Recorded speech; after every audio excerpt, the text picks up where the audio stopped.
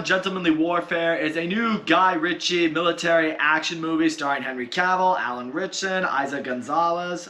Is it Isa or Isa Gonzalez? I can never tell. This movie is, I assume, loosely based off of the true story of this British operative team that functioned during World War II to fight the Nazis. Known as Special Operations Executive, this movie is led by Henry Cavill. He's recruited by the British Army, the British military, to basically run this operations team, this special ops team, to take down the Nazis. Henry Cavill and his team are basically out doing the dirty work. They're the ones out there personally killing and bringing down the Nazis, while Isa Gonzalez and her own little team, namely the one guy that she's working with, they're working in a different way to help bring down the Nazis. All working together to join this union that's ultimately going to help defeat the Nazis and bring peace to the world during World War II. Guy Ritchie's pretty hit and miss as a director. I mean, he's made some movies that are really good. He's made some movies that are not so good. However, when I saw the trailer for this movie, I felt like this was right along his alley. You know, it looked fun. It looked funny at times.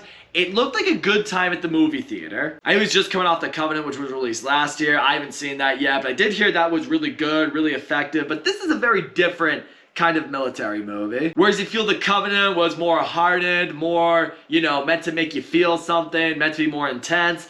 This was meant to be more fun. You could argue this is Guy Ritchie's take on Inglourious Basterds. You take a group of soldiers, they're a bit mad, they're a bit insane, and you know, because of that, they're recruited to go after the biggest scumbags that ever lived on this earth. Nazis. And I will say, as a Guy Ritchie movie, I think it definitely shows a lot of qualities in what he's good at, but there are also some things in here that are left to be desired that you sometimes walk away from with his movies at the same time. First of all, let's get into the star of this movie, Henry Cavill. He's great in this. I haven't really seen Henry Cavill in a role like this, and I'm not sure if I ever have, but he's totally awesome here. I mean, he's got that charisma, that charm, but he's also really funny. He's kind of insane on the battlefield, which you kind of need him to be. He's just the right level of being on the edge as far as these military commanding officers go, and I think that works really well here. I mean, it's easy to say why anyone would want to kill Nazis, but you really see from him exactly why he wants to do it. And what I do like with his crew of people is he organizes people who have a very particular set of skills,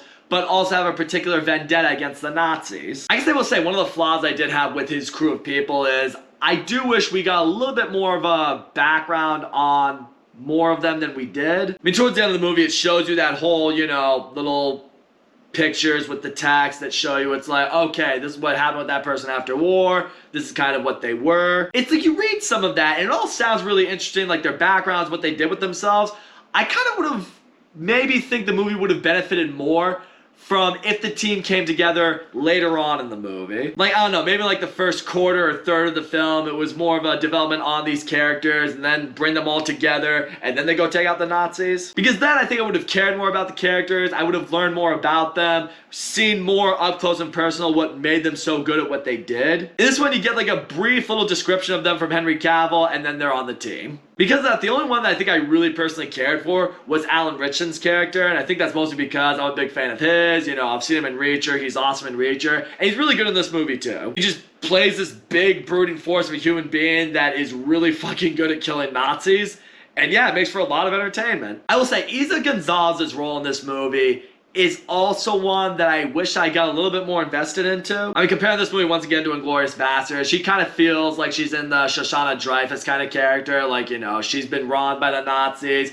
She's of Jewish background, so you know they're coming after her. But, you know, her goal is basically to kind of infiltrate with one of the commanders, try to figure out what the plan is, what's going on, relay that back to Henry Cavill's team without them knowing that she's a Jew. And so with her, it's not a whole lot of action, gun-ho violence going on with her. With her, it's a very secret ops kind of mission. You know, she's doing a lot of investigation. She's moving things here and there. She's gathering information however she can. And she has a lot of interactions with this commander of the Nazis, who's supposed to be, I feel like, in like that Hans Landa Jew hunter kind of role. But I will say, the interactions between them, they wanted to feel more intense. I feel like the movie wanted to feel more that way, wanted to feel more engaging. I never really felt like it was. It never quite hooked me in with the tension that I feel like it was going for. Like the two of them are talking, you feel like one's about to give something up, and you're supposed to be on the edge of your seat.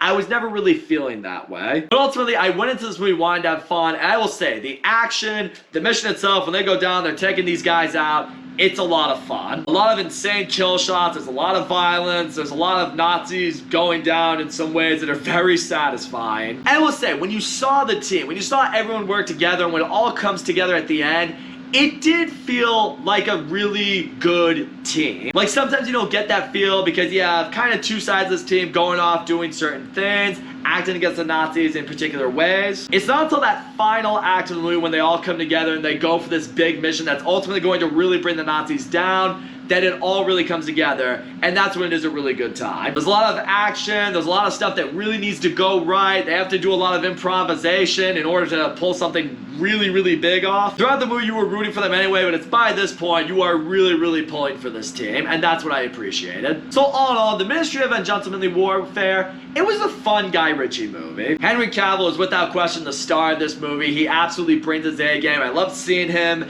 as this sort of character, which I feel like I haven't seen before. You got a couple other characters here and there that stood out, like Alan Ritchie's character. You got some characters I wish got a little bit more development. They're the characters whose storylines I wish I got a little more invested with, namely with Isa Gonzalez's storyline. The action when it goes down is a lot of fun. The story, albeit exaggerated, does give you an appreciation for what really goes into these, special ops, undercover sort of military teams. There were definitely certain story arcs that I think could have been a little bit more riveting, a little more intense for the sake of the story.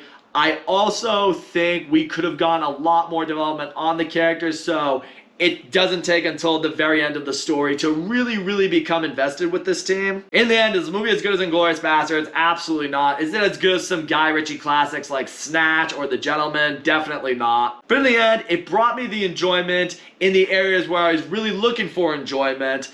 As a result, I walked out of this movie having a good time. So that's all I gotta say, guys. Thank you so much for watching my video, and as always, don't forget to make comments, like, subscribe, and I will see you all next time.